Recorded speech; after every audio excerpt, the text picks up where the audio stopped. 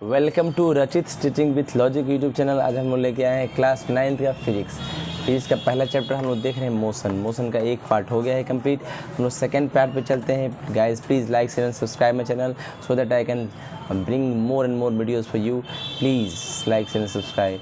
चलिए आगे बढ़ते हैं। Equations of uniformly accelerated motion देखते हैं।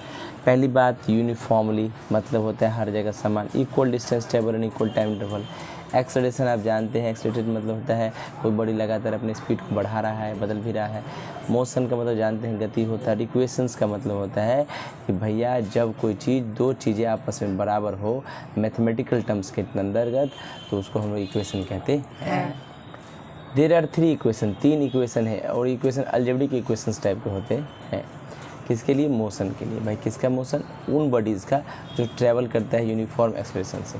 तो मतलब दुनिया का हर बॉडी जो यूनिफॉर्म एक्सेलरेशन से चलता है, ऐसे बॉडी के लिए 3 फार्मूला है, 3 इक्वेशन है।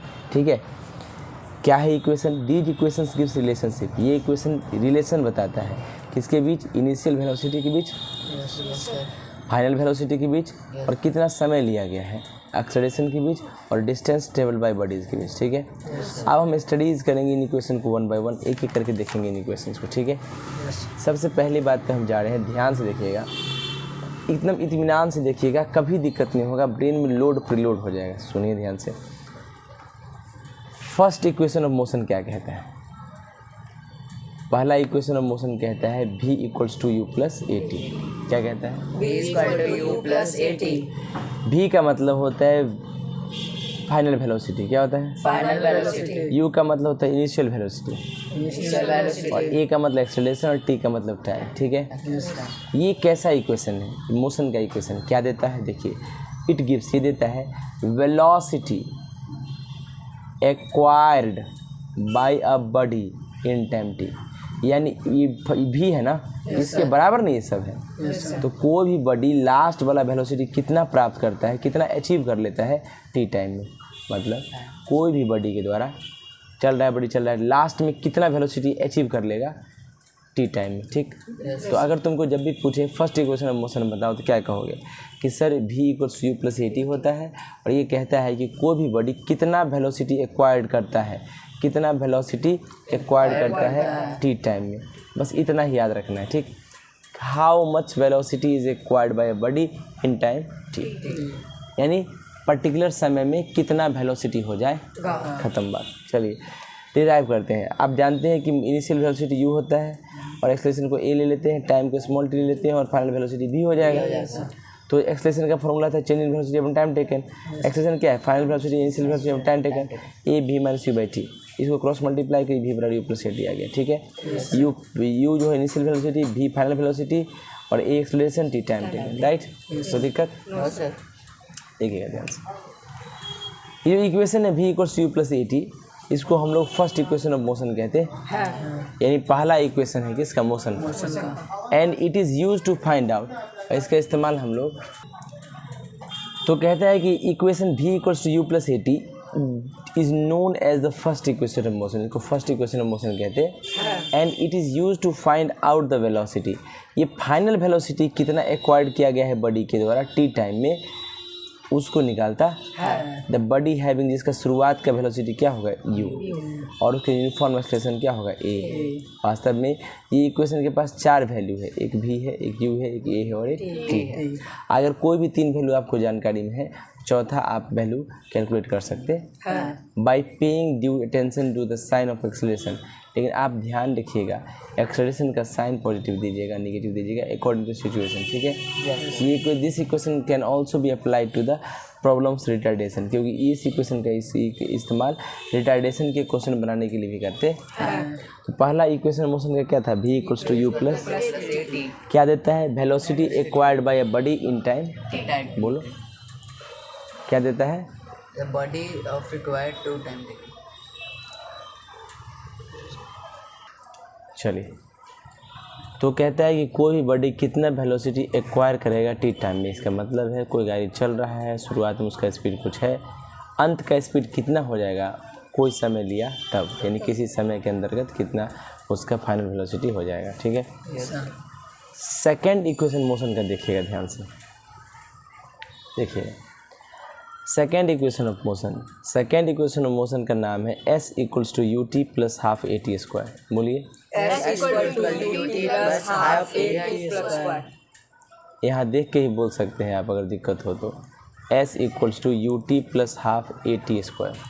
S equal to ut plus half at square.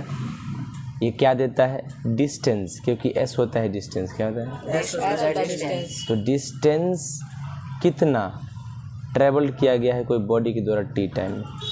यहाँ वेलोसिटी था, वेलोसिटी कितना एक्वायर्ड किया गया बॉडी के द्वारा टी टाइम में। यहाँ डिस्टेंस कितना एक्वायर्ड किया गया बॉडी के द्वारा टी टाइम में। ये देता है distance travel bye a body in time T, यानी कोई बॉडी कितना डिस्टेंस टी टाइम में चल रहा है।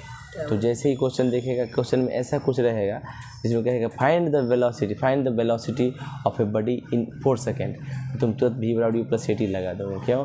क्योंकि कोई बॉडी कितना वेलोसिटी टी टाइम में एक्वायर्ड किया, दिमाग लगाओगे। अगर वो क्वेश्चन में कहेगा कि बताइए कोई बॉडी टी टाइम में कितना डिस्टेंस ट्रेवल किया, s equals to U T plus half A T square. ठीक है, सपोज एक बॉडी के पास इनिशियल वेलोसिटी u है, यूनिफॉर्म एक्सप्रेशन a है, t टाइम है, ताकि उसका फाइनल वेलोसिटी स्मॉल v हो जाए। डिस्टेंस ट्रेवल बाय बॉडी के द्वारा t टाइम में s हो जाएगा। Distance travel by moving body in time t can be found out the considering it is average velocity. कहता है कि भाई कोई बॉडी की इनिशियल वेलोसिटी u है, फाइनल वेलोसिटी v है, एक्सलेशन a है और t टाइम है और s डिस्टेंस है। ठीक है, तो कहता है कि मूविंग बॉडी t में can be found out by considering in average velocity. तो इसको एवरेज वेलोसिटी को मान के, v को एवरेज वेलोसिटी को मान के तब हम फॉर्मूला लगाएं। इनिशियल वेलोसिटी बॉडी का u है और फाइनल वेलोसिटी v है, तो एवरेज वेलोसिटी क्या होगा? दोनों का जोड़ के 2 से डिवाइड कर देंगे। तो एवरेज वेलोसिटी होता है initial velocity plus final velocity bye 2। Initial कितना है u, फाइनल कितना है v बाय 2। अच्छा, डिस्टेंस ये तो हो गया, एवरेज वेलोसिटी आ गया। Yes sir. डिस्टेंस ट्रेवल क्या होता है? Average velocity into time. Average velocity कितना निकाल रहे हैं? u प्लस वी बाई 2 आ गया, और टाइम कितना है t। कोई दिक्कत? आप जानते हैं ऊपर वाला इक्वेशन में v बराबर u प्लस ए टी होता है, तो उसको डाल देंगे v की जगह पर। डाल दिए? जैसे ही डालेंगे तो देखो u प्लस v बराबर क्या डाले? u प्लस ए टी, तो u प्लस ए टी हो गया। अब u प्लस u 2u हो गया, ए टी हो गया इंटू टी हो गया। इसको गुना करेंगे तो s देखो 2u 2 कट जाएगा, u टी प्लस ये 1/2 हो जाएगा, ए टी स्क्वायर, ये हो जाएगा half A T square. S equals to half A t sorry, s equals u T plus half A T square, जहाँ एस डिस्टेंस ट्रेवल होता है बॉडी के द्वारा टी टाइम में, यू इनिशियल वेलोसिटी होता है बॉडी का, और ए एक्सेलरेशन होता है। कोई दिक्कत? कोई तकलीफ? कोई समस्या? मेरे अंदाज से कोई दिक्कत नहीं हो रहा आप लोग, कोई दिक्कत नहीं है ना? चलिए, फिर कहता है, देखिएगा ध्यान से, थर्ड इक्वेशन कहता है this second equation of motion is also use to calculate the distance travel by body. इसका यूज डिस्टेंस कितना बॉडी ट्रेवल करता है उसको निकालने के लिए करते हैं, है ना, टी टाइम में। This equation should also be memorise, इसको आप याद कर लीजिए, है ना, because it will be use to solve numerical problem. ये क्वेश्चन बनाने के लिए यूज होता है। थर्ड इक्वेशन ऑफ मोशन क्या है देखिएगा। थर्ड इक्वेशन ऑफ मोशन कहता है v square equals to you square plus 2as। ठीक है, it gives the velocity acquired by a body in travelling a distances. ये क्या दे रहा है, ध्यान से देखिए, क्या है equation? V square equals to you square plus 2as। V square equals to you square plus 2as। बोलो तुम। v square is equal to u square plus 2as. ठीक है, क्या देता है? ये देता है कितना वेलोसिटी कोई बॉडी एक्वायर्ड किया है, कितना डिस्टेंस, s डिस्टेंस ट्रेवल करने में। ठीक है, velocity acquired by body in travelling distance s। तो क्या कहता है कि कितना वेलोसिटी किसी भी बॉडी के द्वारा s डिस्टेंस ट्रेवल पर एक्वायर किया गया, मतलब इतना दूर चला, इतना दूर चलने पर कितना वेलोसिटी एक्वायर कर लिया, तो उसके लिए फॉर्मूला लगा देंगे, राइट। ये थर्ड इक्वेशन ऑफ मोशन को हम आप एलिमिनेट करके t को बिटवीन द फर्स्ट 2 इक्वेशन, पहले 2 इक्वेशन में से t का वैल्यू को एलिमिनेट कर देंगे, राइट, और उसका मिल जाएगा आंसर। देखिए कैसे कहता है, फ्रॉम द सेकेंड इक्वेशन क्या है, C equals to you plus half A T square, और फर्स्ट इक्वेशन क्या है, वी बराबर यू प्लस ए टी। दोनों इक्वेशन को मान लीजिए। ठीक है, पहला इक्वेशन देखो, ये सेकेंड वाला इक्वेशन है, इसमें ए टी से यहाँ है, टी का वैल्यू निकालने के लिए यू को उधर ले जाएंगे, सेकेंड यहाँ आप सेकेंड माने हैं ना, तो यू को उधर ले जाएंगे, वी माइनस यू हो जाएगा, और टी से टी का वैल्यू चाहिए, ए को डिवाइड कर दीजिए, तो ये टी बराबर ये आ गया। इसको उठा के डाल देंगे कहाँ, इक्वेशन फर्स्ट में क्या है, टी के जगह डाल दीजिए, इस डालिएगा, स्क्वायरिंग खोलिएगा, तो आंसर आपका आ जाएगा लास्ट में v square equals to you square plus 2as। या वी फाइनल वेलोसिटी होता है, u initial velocity, a acceleration, d distance table. ठीक है, तो दिक्कत अब देखिएगा ध्यान से, कहता है इस इक्वेशन से हम लोग वेलोसिटी निकाल सकते हैं कि कोई बॉडी कितना चला है, एस डिस्टेंस चलने के बाद कोई बॉडी कितना वेलोसिटी एक्वायर किया। अब सॉल्व करेंगे कुछ प्रॉब्लम जो मोशन पर बेस्ड होगा। कैसे? टू सॉल्व द प्रॉब्लम, अगर प्रॉब्लम को सॉल्व करना है मोशन का, तो हम लोग को रिमेंबर करना पड़ेगा क्या क्या चीज़। देखिए, अगर बॉडी स्टार्ट करता है रेस्ट से, मतलब रुका हुआ है कोई बॉडी, तो उसका शुरुआत का स्पीड कितना मानेंगे? 0। अगर कोई बॉडी चल के मतलब रुक गया है तो फाइनल ना रुका, तो फाइनल वेलोसिटी क्या हो जाएगा? 0। अगर कोई बॉडी यूनिफॉर्म वेलोसिटी से चल रहा है, यूनिफॉर्म वेलोसिटी का मतलब हर जगह इक्वल, तो फाइनल वेलोसिटी से 0 हो जाएगा, तो एक्सेलरेशन भी 0 हो जाएगा। ठीक है, 3 इक्वेशन देखे हम लोग। कौन कौन इक्वेशन देखे? पहला देखे first equation of motion, second देखे second equation of third equation of, right. First equation क्या था? v equals to you plus 80, second के s equals to T plus half T square. First equation है v equals to you plus 80, second है s equals to U T plus half T square, और third है v square equals to you square plus 2s। ठीक है, पहला क्या देता है कि कोई भी बॉडी कितना वेलोसिटी एक्वायर करता है t टाइम में। दूसरा क्या देता है? कोई भी बॉडी कितना डिस्टेंस ट्रेवल करता है टी टाइम में। तीसरा क्या कहता है? कोई बॉडी के द्वारा कितना फाइनल वेलोसिटी एक्वायर किया गया एस डिस्टेंस ट्रेवल करने में, कितना दूर चलने पर कितना वेलोसिटी हुआ, right.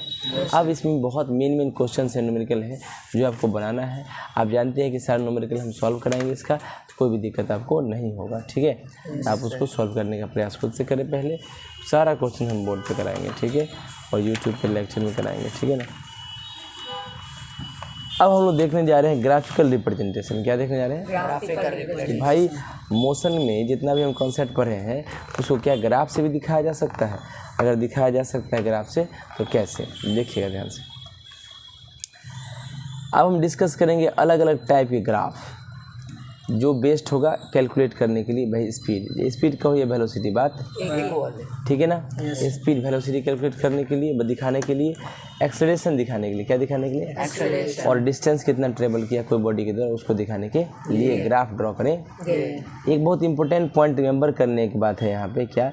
Drying of graph draw करने के लिए ये जो टर्म स्पीड है या वेलोसिटी है, सेम सेंस होता है इसका मतलब, ठीक है ना। Most graph which are we going to discuss now, ज़्यादा अधिकांश ग्राफ में हम लोग स्पीड का ही यूज़ करेंगे। कभी कभी कुछ जगह पे आपको वेलोसिटी भी यूज़ कर लेंगे, कोई दिक्कत। ऐसा इसलिए करेंगे कि this is because even in the examination paper, क्योंकि एग्जामिनेशन पेपर में भी वो दोनों यूज़ करेंगे, स्पीड भी और वेलोसिटी भी। In the question based on graph, है ना। अगर क्वेश्चन बेस्ड होगा ग्राफ पे तो वेलोसिटी और स्पीड कुछ भी यूज़ कर लेंगे। अब हम पहले स्टडी करेंगे डिस्टेंस टाइम ग्राफ। भाई डिस्टेंस और टाइम ग्राफ क्या होता है, फिर उसके बाद स्पीड टाइम ग्राफ देखेंगे, यानी velocity time graph. Please note that जब ड्रॉ करेंगे ग्राफ मोशन पर तो टाइम को हमेशा एक्स एक्सिस पर लेना है, जबकि डिस्टेंस को या स्पीड को हमेशा या वेलोसिटी को वाई एक्सिस पर लेना। चलिए कॉपी दे दीजिए और दिखाते हैं आपको कैसे क्या करेंगे।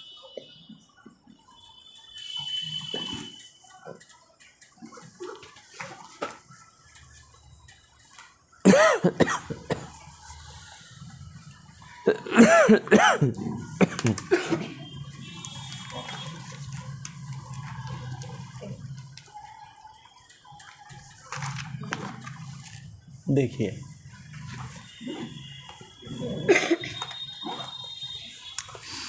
अगर जब भी बात करेगा आपको, क्या बात करेगा कि आपको मान लीजिए ग्राफ ड्रॉ करना है, ठीक है, तो ये एक्सिस होता है, क्या होता है? एक्सिस। ऐसे पूरा दिखाया जाता है। लेकिन अभी हम लोग एक्सिस को ये दिखाएंगे नहीं, इतना दूर ही दिखाएंगे, ठीक है। इसका मान के चलना है कि ये जो है, समझ में आ गया? तो इसको ये एक्स एक्सिस होता है, क्या होता है? ये वाई एक्सिस है, ठीक है। इस पे हमेशा टाइम को लेंगे, हमेशा टाइम को लेंगे। इधर वेलोसिटी हो सकता है, स्पीड ले सकते हैं, डिस्टेंस ले सकते हैं, ठीक है। यहाँ ओरिजिन होता है, याद रखिएगा, ठीक है ना। चलिए पहला डिस्टेंस टाइम ग्राफ देखने जा रहे हैं। चलिए देखिए लिखा है, जब कोई बॉडी मूव करता है यूनिफॉर्म स्पीड से, it will travel equal distance, तो इक्वल डिस्टेंस ट्रैवल करेगा इक्वल इंटरवल ऑफ टाइम में, right. Yes sir. In other word, दूसरे शब्दों में कह सकते हैं कि डिस्टेंस जो ट्रेवल करता है वो डायरेक्टली प्रोपोर्शनल होता है टाइम के। मतलब अगर इक्वल डिस्टेंस है, इक्वल इंटरवल ऑफ टाइम है, डायरेक्टली प्रोपोर्शनल का मतलब होता है कि अगर आप टाइम जितना ले रहे हैं उतना ही डिस्टेंस ले रहे हैं, तो ये एक साइन होता है, इसको बोलते हैं डायरेक्टली प्रोपोर्शनल। क्या बोलते हैं? Directly proportional. मतलब ये जितना टाइम जिस रेट से बढ़ेगा उसी रेट से डिस्टेंस भी बढ़ेगा। क्या बढ़ेगा? डिस्टेंस भी इसको बोलते हैं जितना टाइम बढ़ेगा उतना ही डिस्टेंस भी बढ़ेगा। तो ऐसी स्थिति में जब ग्राफ खींचेगा, ये टाइम ये डिस्टेंस क्या है, तो ये ग्राफ हमेशा स्ट्रेट लाइन जाता है बीच एक्सिस के बीच से। ये दोनों तरफ देखो इक्वल पार्ट है, जितना इधर है उतना इधर है, ठीक है। ये बीच से जाता है, इसको स्ट्रेट लाइन कहते हैं, ठीक है। देखो ये यूनिफॉर्म स्पीड का ग्राफ है, यानी distance time graph uniform speed के बारे में बताता है। यूनिफॉर्म मतलब equal distance and equal interval of time, ठीक है। तो दस फॉर यूनिफॉर्म स्पीड के लिए एक graph of distance travelled against time, तो ये ग्राफ जो होता है डिस्टेंस ट्रेवल अगेंस्ट टाइम का विल बी स्ट्रेट लाइन। ये स्ट्रेट लाइन होगा, इसको आप OA से दिखाइएगा फिगर 32 में। Please note that we can also write, हम लोग लिख सकते हैं टर्म यूनिफॉर्म वेलोसिटी। क्या लिख सकते हैं? Uniform velocity. स्पीड की जगह वेलोसिटी भी लिख सकते हैं, यूनिफॉर्म स्पीड की जगह ग्राफ में।